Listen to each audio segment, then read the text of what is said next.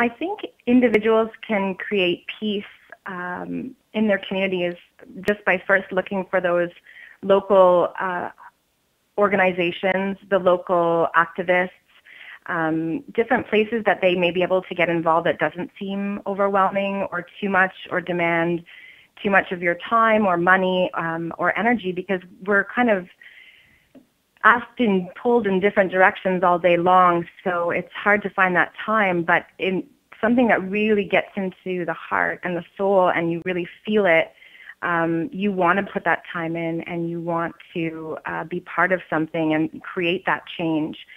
So you can find that balance is really important. And again, this is kind of what the nice thing about yoga is too, is that it helps to create and understand what balance really is. And I think it starts on a really small scale.